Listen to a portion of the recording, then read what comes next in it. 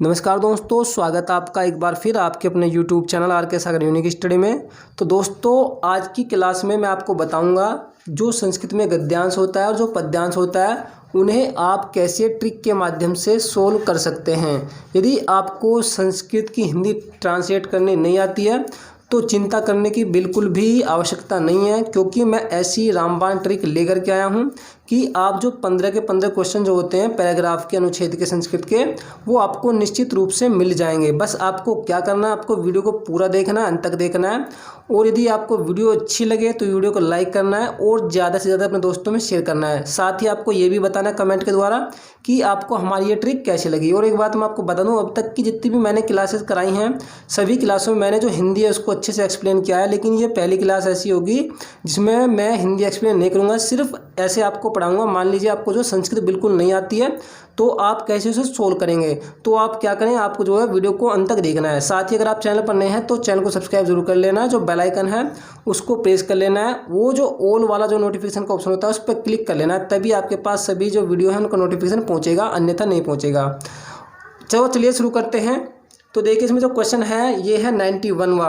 और मैं आपको एक बात बता दूं, ये जो है ये लैंग्वेज फर्स्ट जो होता है पेपर, उसी का जो पेपर है ये, जो संस्कृत में जो लैंग्वेज फर्स्ट होती है, ठीक है। जैसे लैंग्वेज फर्स्ट और लैंग्वेज सेकंड दो होती हैं, तो जो लैंग्वेज फर्स्ट है ये वो वाला पेपर है, ठीक है।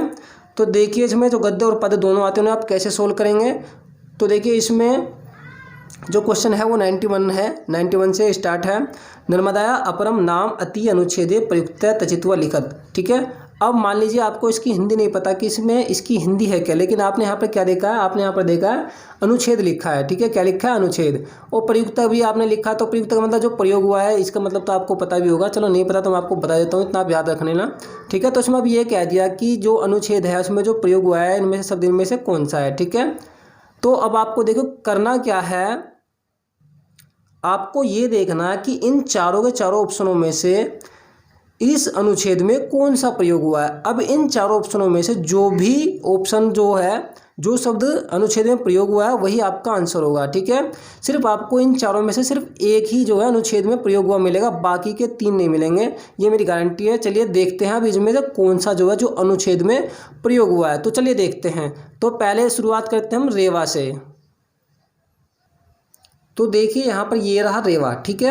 इस अनुच्छेद में आपको रेवा मिल गया, तो आपको पता लग जाएगा डेफिनेटली कि इसका जो आंसर है वो क्या होगा, वो रेवा ही होगा।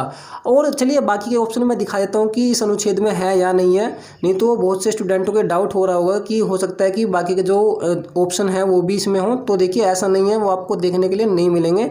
मैं तीनों के तीनों ऑप्शन भी आपको दिखाता हूँ पूरे के पूरे पैराग्राफ में ये है या नहीं है।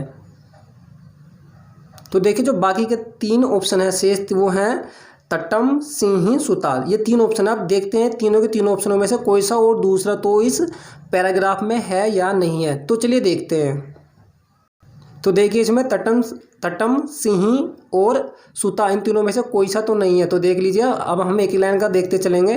तो देखिए ये तटे है, वहाँ पर वो तटम है, तो इसलिए वो आंसर नहीं होगा, ठीक है। तो ये तटे है और यहाँ पर देखिए आप ये तटम है, तो ये तो आंसर होगा नहीं, ठीक है ना। यदि हम देखते हैं आगे सिंही, सुता और आगे कोई मिले इनमें से, तो देख सकते हैं आप इनमें से तीनों में से कोई सा भी अब शब्द इसमें नहीं है। देख सकते हैं आप एक एक लाइन करके,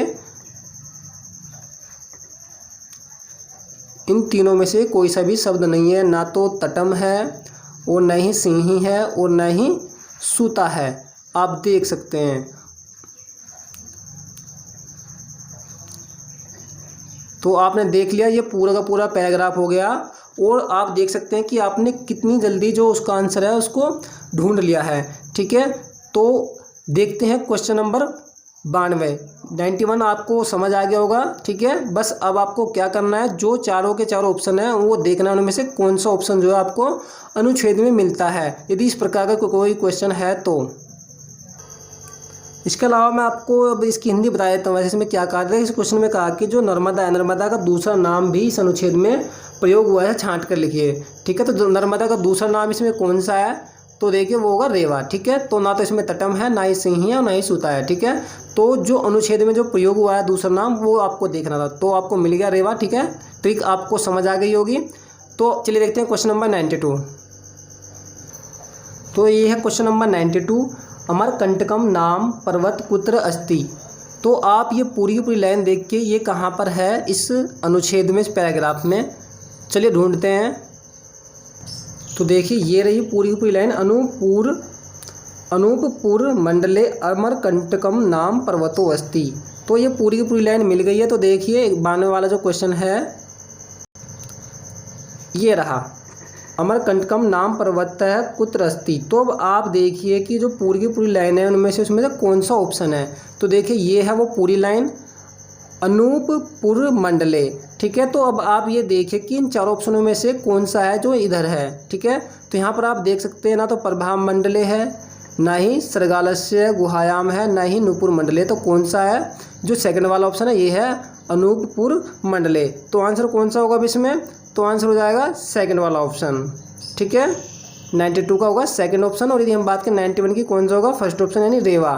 चलिए देखते हैं अब क्वेश्चन नंबर 93। और यदि आपको क्लास अच्छी लग रही है, वीडियो को लाइक नहीं किया तो लाइक जरूर कर दीजिए। और आप बहुत कहते हैं कि सर ट्रिक की वीडियो लाइए, तो देखिए इसलिए मैं ट्रिक की वीडियो लेकर के आया हूँ। और जितना एग्जाम पास आता जाएगा उतनी ही मैं आपको जो है ऐसी बेहतरीन ट्रिक जो है लाता रहूँगा। इसलिए आप क्या करें, चैनल को सब्सक्राइब जरूर कर लें यदि सब्सक्राइब ना किया है तो देखिए क्वेश्चन नंबर 93 अब इसमें ये है,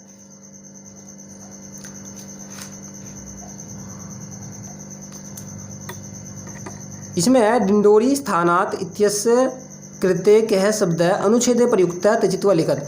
तो अब देखिए जो डिंडोरी स्थानात् है ये जो है अनुच्छेद में प्रयोग हुआ है। ठीक है, अनुच्छेद में। अब इसकी जगह जो है कौन सा शब्द प्रयोग हुआ है वो देख लेना है आपको। ठीक है, अनुच्छेद में। तो ये चार ऑप्शन है, इसमें देखिए कौन सा इसमें जो है प्रयोग हुआ है। चलिए देखते हैं, ढूंढते हैं।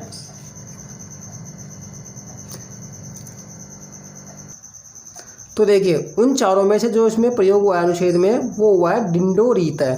सिर्फ एक ही यही शब्द आपको मिलेगा, इन चारों ऑप्शनों में से सिर्फ एक यही ऑप्शन मिलेगा जो इस अनुच्छेद में प्रयोग हुआ है। इसके अलावा तीनों ऑप्शन आपको नहीं मिलेंगे।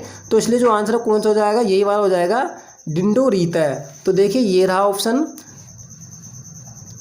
फोर्थ वाला ऑप्शन डिंडोरीत है। इसके अलावा ना तो इसमें आपको पहला ऑप्शन मिलेगा, ना ही सेकंड वाला ऑप्शन मिलेगा, ना ही थर्ड वाला ऑप्शन मिलेगा। चलिए एक बार फिर से आपकी जो है जो डाउट है उसको दूर करते हैं कि इन तीनों में से कोई सा ऑप्शन तो नहीं है जो ऊपर वाले इसमें अनुच्छेद में। तो पहला ऑप्शन देखिए मेहरो लीत है, सेकंड है काव्य रीत है, इनको ध्यान रखना। और जो थर्ड है वो है मनोहरस्य गृहत है। ठीक है, तो देख लीजिए इसमें तीनों में से कोई सा ऑप्शन है तो नहीं। चलिए ढूंढते चलिए, पहली लाइन में हो गया, दूसरी लाइन हो गया, तीसरी लाइन में वो भी नहीं है, इसमें भी नहीं है, इसमें भी नहीं है, इसमें भी नहीं है, इसमें भी नहीं है, इसमें भी नहीं है, इसमें भी नहीं है।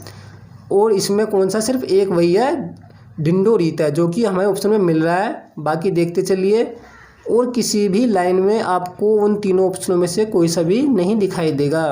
तो देखते चलें, देखते चलिए। तो अब आपको मिल गया होगा आंसर इसमें से कौन सा है। तो ठीक है, तो जो आंसर है कौन सा हो जाएगा, वो जाएगा फोर्थ वाला ऑप्शन डिंडोरीत है। तो 93 का आंसर होगा फोर्थ ऑप्शन। अब देखते हैं 94। अब 94 कह रहा है तद्र द्रष्टुम इत्यस्य कृते कै शब्द अनुच्छेदस्मिन् प्रयुक्त है। अब इसमें कह दिया कि जो तद्र द्रष्टुम है उसके लिए इस अनुच्छेद में कौन सा प्रयोग हुआ है। ठीक है, तो अब आपको नहीं पता कि जो इसका अर्थ है वो क्या है। ठीक है, तो आप क्या देखें, अब आज जो है दोबारा से आप अनुच्छेद में देखिए कि इन चारों में से कौन सा जो है अनुच्छेद में आया हुआ है। ठीक, तो देखते हैं 94।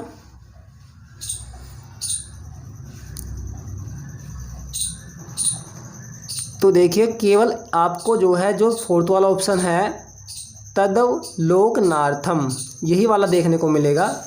ठीक है, फोर्थ वाला ऑप्शन है, केवल यही जो है इन चारों में से, इस पैराग्राफ में से, ठीक है, आपको यहाँ देखने को मिलेगा। तो ये जो है फोर्थ वाला ऑप्शन, ये ही जो अनुच्छेद है यानी पैराग्राफ है, ये ही इसमें जो आया हुआ है। बाकी जो तीनों शब्द हैं ये पैराग्राफ के अंदर नहीं है।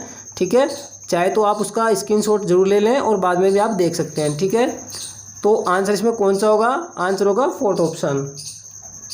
अब देखते हैं 95 क्वेश्चन। अब देखिए जो 95 क्वेश्चन है, उत्तुंग पर्वतेषु पदे का विभक्ति। तो उत्तंग पर्वतेषु जो पद है उसमें कौन सी विभक्ति है। तो देखिए इसमें जो विभक्ति है वो होगी सप्तमी विभक्ति। कौन सी विभक्ति होगी? सप्तमी। ये तो आपको जो है थोड़ा सा याद करना ही पड़ेगा। बस यहाँ से आप जो है एक बात याद रखें, यदि किसी शब्द में एसु प्रत्यय जुड़ा होता है, किसी भी शब्द के साथ यदि एसु प्रत्यय जुड़ा हो, जैसे इसमें है उत्तंग पर्वत, उत्तुंग पर्वत में एसु जुड़ने से बना है उत्तुंग पर्वतेसु। तो जिसमें भी एसु जुड़ता है उसमें जो विभक्ति होती है वो सप्तमी होती है। यदि वचन पूछता तो वचन हो जाता है बहुवचन। ठीक है, तो उत्तुंग पर्वतेसु में जो विभक्ति है सप्तमी है। यदि वचन पूछता तो बहुवचन हो जाता है। तो आप फिलहाल इसमें जो आंसर होगा फर्स्ट ऑप्शन। अब क्वेश्चन नंबर देखते हैं 96। तो 96 क्वेश्चन में कह रहा है बंधा इति पदे किम वचनम। तो बंधा का अर्थ होता है बांध। तो इस पद में कौन सा वचन है, क्वेश्चन में ये पूछा गया है। तो जो बंधा है, बंध में जो वचन होता है वो होगा बहुवचन। ठीक है, बहुवचनम। ठीक है, तो आंसर होगा फोर्थ वाला ऑप्शन, बहुवचनम। साथ ही मैं एक दो क्लास जो है शब्द रूप की भी आपके लिए बना दूंगा, आप उनको देख लेना, उन्हें याद कर लेना। साथ ही मैंने धातु रूप की तो वीडियो तैयार करी दी है, 2 भाग में उसे कंप्लीट करा दिया। यदि आपने उन्हें नहीं देखा तो उन्हें जरूर देख लीजिए, वो बहुत ही हेल्पफुल आपके लिए रहेंगी सीटेट एग्जाम के लिए। उनका लिंक मैं डिस्क्रिप्शन में दे दूंगा। तो चलिए देखते हैं क्वेश्चन नंबर 97। अब 97 क्वेश्चन है का जीवन दायिनी सरित अस्ति। ठीक है, अब आपको इसका अर्थ नहीं पता है तो देखिए आप जो है इसका आंसर कैसे ढूंढेंगे। तो आप जो है इस लाइन को देखिए, ये लाइन आपको कहाँ मिलेगी? जीवन दायिनी सरित। तो देखिए जो जीवन दायिनी सरित है वो आपको मिल गई होगी। ठीक है, पहली ही लाइन में है जीवन दायिनी सरित, मिल गई। ठीक है, अब आप चारों ऑप्शनों में से देखिए कि इस लाइन में कौन सा ऑप्शन आपको जो है मैच खा रहा है। तो इसमें जो चारों ऑप्शन वो है नर्मदा, केलिका, मल्लिका, छाता। तो कौन सा ऑप्शन में मैच खा रहा है? तो ये देखिए जो नर्मदा है ये ऑप्शन मैच खा रहा है, नहीं जो पहला ही ऑप्शन है वही ऑप्शन जो है इसमें ठीक हो जाएगा। तो अब आपको जो है आंसर इसका मिल गया होगा और ये ट्रिक आपको अच्छी लग रही होगी, आशा करता हूँ ऐसी में। तो देखिए इसका जो आंसर हो जाएगा वो हो जाएगा पहला ऑप्शन नर्मदा। अब देखते हैं 98 क्वेश्चन। 98 क्वेश्चन है जना किम कृत्वा आत्मनम धन्यम मन्यते। अब आप जो है ये लाइन देखिए कि ये लाइन कहाँ पर है इस पैराग्राफ में, और फिर इन चार ऑप्शनों में से देखिए कि वहाँ पर कौन सा ऑप्शन उसमें मैच खाता है। तो देखिए ये रही पूरी लाइन, अतः नर्मदाया परिक्रमणम कृत्वा जना आत्मधनम मन्यते। तो ये पूरी लाइन है जो मैच खा रही है। अब आप उन चारों में देखिए उस ऑप्शनों में से इस लाइन में कौन सा ऑप्शन आपको जो है मैच खाता हुआ दिखाई देता है, वो है फोर्थ वाला ऑप्शन नर्मदाया परिक्रमणम कृत्वा। यहाँ इस अनुच्छेद में यानी पैराग्राफ में भी आप देख सकते हैं ये रहा नर्मदाया परिक्रमणम कृत्वा। तो आंसर कौन सा हो जाएगा इसमें? फोर्थ वाला ऑप्शन। ठीक है, तो जो 98 है उसका आंसर हो जाएगा फोर्थ वाला ऑप्शन। अब देखते हैं 99 क्वेश्चन। अब 99 क्वेश्चन में कह रहा है उद्भवती पदस्य समानार्थक शब्द है अनुच्छेदस्मिन् प्रयुक्ता तचित्वा लिखत। ठीक है, तो उद्भवती इस पद का मतलब समानार्थी शब्द जो है अनुच्छेद में जो प्रयोग हुआ है वो ढूंढना है। ये तो आपको खैर पता लग ही गया होगा कि समानार्थी शब्द है। ठीक है, बस केवल अब आपको क्या करना है, आपको देखना है कि जो अनुच्छेद है उस अनुच्छेद में इन चारों में से कौन सा प्रयोग हुआ है। ठीक है, तो उद्भवती का वही क्या होगा? समानार्थी होगा। बाकी के 3 आपको इस अनुच्छेद में नहीं मिलेंगे। तो देखिए यहाँ पर ये है प्रादुर्भवती, केवल एक यही जो ऑप्शन है यही इसमें जो आपको मैच खावा मिलेगा। इसके अलावा तीनों जो ऑप्शन है वो इसमें आपको अनुच्छेद में नहीं मिलेंगे। तो देखिए उद्भवती का आंसर कौन सा होगा? पहला ऑप्शन ही हो जाएगा प्रादुर्भवती। वैसे इसकी हिंदी में आपको बता देता हूँ, उद्भवती का मतलब होता है उत्पन्न करता है या पैदा करता है, और जो प्रादुर्भवती इसका अर्थ भी होता है उत्पन्न करता है या पैदा करता है। तो आंसर होगा पहला वाला ही ऑप्शन। इस प्रकार से जो गद्यांश है उसके मैंने क्वेश्चन जो है आपको जो है आसानी से ट्रिक के द्वारा बता दी कि आप कैसे उन्हें हल कर सकते हैं। ठीक है, जो पैराग्राफ है गद्यांश उसको कैसे हल कर सकते हैं, और अब मैं आपको बताऊंगा जो श्लोक होता है यानी गद्यांश उसको आप कैसे हल करेंगे ट्रिक के माध्यम से इसी वीडियो में। तो बन रही है हमारी वीडियो में। तो देखिए ये पद्यांश है। ठीक है, वही ना प्रदीप्ते गर्हे किम न युक्तम भवति, और ये 4 ऑप्शन हैं कूप खननम केवलम धावनम छोड़ कर्म जल संरक्षणम। अब इन चारों में से कौन सा इस जो श्लोक है या पद्यांश है इसमें कौन सा है, बस अब आपको ये देखना है। बाकी के 3 जो है बाहर से होते हैं। ठीक है, तो इनमें जो अनुच्छेद में है सिर्फ आपको जो है केवल एक यही मिलेगा। इन चारों में से जो भी अनुच्छेद में है वो आंसर होगा। तो देखिए ये है वो पूरी लाइन, न कूप खननम युक्तम प्रदीप्ते वहिननाम गर्हे। ठीक है। तो ये पूरी की पूरी लाइन मैं अंडरलाइन इसे कर देता हूँ। तो अब देखिए इन चारों शब्दों में से, चारों ऑप्शनों में से कौन सा ऑप्शन जो है उस लाइन में था। तो उस जो लाइन में था वो था, देख सकते हैं ये रहा, कूप खननम। क्या है? कूप खननम। तो आंसर क्या हो जाएगा कूप खननम। तो पहला ही आंसर होगा। ठीक है, देखते हैं क्वेश्चन नंबर अब इसमें 101। अब 101 जो है ये प्रत्यय से है, तव्यत प्रत्यय युतय शब्द क्या है। तो तव्यत जो प्रत्यय जो शब्द में प्रयोग हुआ है वो कौन सा है। फर्स्ट ऑप्शन है सेवित, व सेकंड है पठनीय, थर्ड है पर्वत है और लास्ट है सेवनीय। तो अब मैं आपको तव्यत जो प्रत्यय है इसकी बता देता हूँ पहचान क्या है। तो देखिए मैंने जितने भी प्रत्यय हैं लगभग सभी आपको एक एक करके करा दिए। इसके अलावा मैं अलग से इसकी एक वीडियो भी बना दूंगा, एक या दो जितने में भी पूरा होगा। ठीक है, फिलहाल मैं इसका बता देता हूँ तव्यत प्रत्यय की जो पहचान है वो क्या है। तो देखिए जो तव्यत प्रत्यय है, जब भी ये किसी शब्द के साथ जुड़ता है तो उसका जो केवल जो है तव्य ही शेष रहता है उस शब्द में। तो आप देख लीजिए कि तव्य कौन से शब्द में शेष है। तो देखिए केवल एक ये जो पहला ऑप्शन है इसमें आपको तव्य दिख रहा होगा, बाकी किसी में भी तव्य नहीं है, देख सकते हैं आप। ठीक है, यदि हम बात करते हैं सेकंड की तो इसमें जो अन्यर प्रत्यय है वो है पठनीय में। यदि हम बात करें पर्वतय की तो उसमें जो कथ प्रत्यय है वो है, क्योंकि जो कथ है उसका केवल तय शेष रहता है। यदि हम बात करते हैं फोर्थ वाले ऑप्शन की सेवनीय, तो इसमें भी जो अन्यर प्रत्यय है वो है, क्योंकि जो अन्यर है उसका सिर्फ अन्य ही शेष रहता है। ठीक है, तो अनीय है। ठीक है, अनीय है, जब इसकी संधि करेंगे तो होगा सेव जमा अनीय। ठीक है, उसी प्रकार से पट जमा अनीय। ठीक है, तो कौन सा प्रत्यय है तव्यत किस में है, तो है सेवित व्यय में। ठीक है, सेवितव्य। तो आंसर होगा फर्स्ट ऑप्शन। तो आपको पता लग गया होगा। ठीक है, प्रत्ययों का। अब ये है 101 का पहला ही जो आंसर है वो सही हो जाएगा। 102 क्वेश्चन देख लीजिए। दशनम करोति इति पदस्य समानार्थक शब्दः श्लोके प्रयुक्तम त्यजित्वा लिखत। तो दशनम का समानार्थी शब्द अब आपको इसमें देखना है। ठीक है, दशनम करोति का तो आपको नहीं पता कि इसका अर्थ है क्या। बस आप क्या करें, आपको जो है जो दशनम करोति है ये आपको देखना है। ठीक है, कि ये जो है कौन से पैराग्राफ में से है। ठीक है, जो कि इसमें प्रयोग हुआ है। तो इन चारों के चारों ऑप्शनों को आप देखिए, चारों के चारों ऑप्शन इनमें से जो भी पैराग्राफ में प्रयोग हुआ है वही जो है आपका आंसर होगा। तो उन चारों ऑप्शनों में से जो ऑप्शन प्रयोग हुआ है, जो शब्द प्रयोग हुआ है वो है कौन सा, दस्ती। ठीक है, दस्ती। और दस्ती का अर्थ होता है दस्ता है। तो दस्ती देख लीजिए आपको मिल गया होगा। तो सिर्फ एक यही ऐसा शब्द है जो कि अनुच्छेद में प्रयोग हुआ है, बाकी तीनों जो शब्द हैं वो अनुच्छेद से बाहर के हैं। तो जो अनुच्छेद में प्रयोग हुआ है वही आंसर जो है आपको इसमें मिल जाएगा आसानी से। बाकी के तीन ऑप्शन आपको जो है बाहर से मिल जाएंगे। तो आप क्या करें, इसी प्रकार से जो ऑप्शन उनको देखते चले कि कौन सा ऑप्शन जो है इस अनुच्छेद में है। एक एक लाइन को देखते चलें और आराम से बिना हड़बड़ाए, बिना किसी घबराहट के आंसर आपको मिल जाएगा। ये ना सोचिए कि टाइम ज़्यादा लग रहा है, ज़्यादा समय नहीं लगेगा। सिर्फ आप क्या करें, एक ही बार जो एक एक लाइन को जो है थोड़ा ध्यान से देखते चलें। यदि वो छूट जाता है फिर प्रॉब्लम आपकी हो जाएगी, फिर आपको जो टाइम ज़्यादा लगेगा। इसलिए क्या करें, बिना डरे आप एक एक लाइन को आराम से देखते चलिए ऐसे ही। तो अब देखते हैं।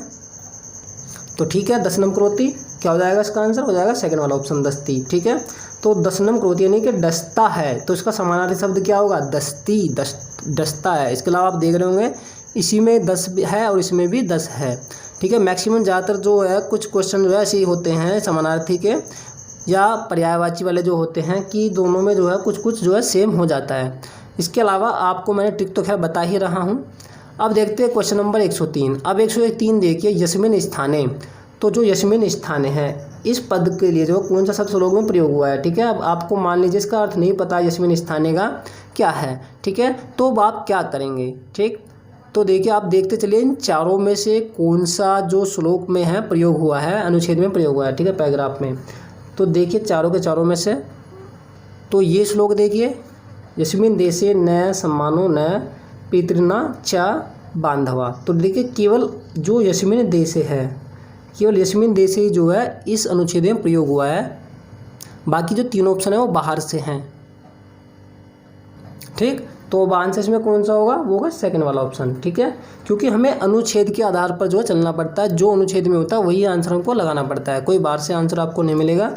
ठीक है, तो यस्मिन स्थान यानी कि जिस स्थान पर उसके लिए कौन सा जो शब्द है वो प्रयोग हुआ है श्लोक में, वो है यस्मिन देश यानी जिस देश में। ठीक, तो आपको ट्रिक के माध्यम से पता चल रहा होगा। चलिए देखते हैं क्वेश्चन नंबर 104। 104 है संगदोषेन के विकृतिम न गच्छन्ति। तो आपको जो है इसका आंसर ढूंढना है। आपको मान लीजिए इसका अर्थ नहीं पता क्या है, तो पहले आप क्या करें, आप जो है इस पूरी लाइन को देखिए, ये लाइन है कहाँ। तो देखिए ये श्लोक की जो है पहली ही लाइन है, विकृतिम नैव गच्छन्ति संगदोषेन साधव है। इसे मैं अंडरलाइन कर देता हूँ। ठीक, अब इसमें आप देखिए कि कौन सा शब्द है जो उन चारों ऑप्शनों में है। तो देखिए जंतव्य, साधव, धुंधकारिण्य और मानवा। तो आपने वहाँ पर देखा होगा जो साधव है यानी सेकंड वाला ऑप्शन जो है ये उस लाइन में था, तो आंसर होगा कौन सा, सेकंड वाला। एक बार फिर दिखाता हूँ आपको।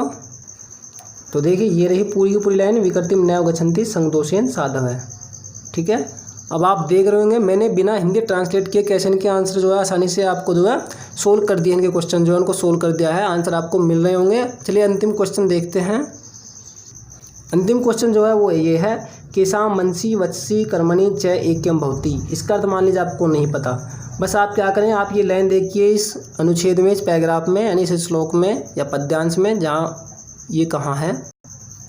तो देखिए ये पूरी की पूरी वो लाइन है, मैं इसे भी अंडरलाइन कर देता हूँ। मनुष्यकम वचस्यकम कर्मण्येकम महात्मनाम। जब इसकी संधि विच्छेद करेंगे तो हो जाएगा मनुष्य एकम। ठीक है, बल्कि ये होगा मनुष्य एकम और ये होगा वच्येकम, ये होगा कर्मणि एकम। ठीक है, सबके संधि विच्छेद जब करते हैं ये होगा मनुष्य एकम, ये होगा वत्स्य एकम, ये होगा कर्मणि एकम। ठीक है, ये पूरी की पूरी जो लाइन है ये वाली। तो अब आप देख सकते हैं कि इसमें से कौन सा जो शब्द है वो ऑप्शन में आपका मैच खाता है। ठीक है, ये तीनों शब्द तो हैं, लेकिन ये जो महात्मा नाम है ये जो आपको ऑप्शन में ज़रूर मिलेगा। तो अब आप यहाँ देखिए, केशाम मनसी वत्सी कर्मणि च एक्यम भवति। ठीक है, तो सिर्फ आपको यहाँ पर दिख रहा होगा महात्मा नाम।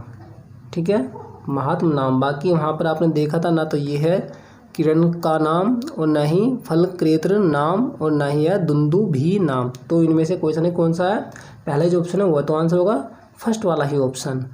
तो भाई आपको हमारी ये ट्रिक कैसी लगी आप हमें कमेंट करके ज़रूर बताएं। यदि आपको ट्रिक अच्छी लगी है तो आप जो क्या करें, वीडियो को ज़्यादा से ज़्यादा अपने साथियों में शेयर करें, लाइक करें, कमेंट करें। तो दोस्तों मिलता हूं मैं आपको ऐसी ही एक और नई वीडियो के साथ। तब तक के लिए नमस्कार, जय हिंद, जय भारत। पढ़ते ज़रूर रहिए और अपने देश का नाम रोशन करते रहिए।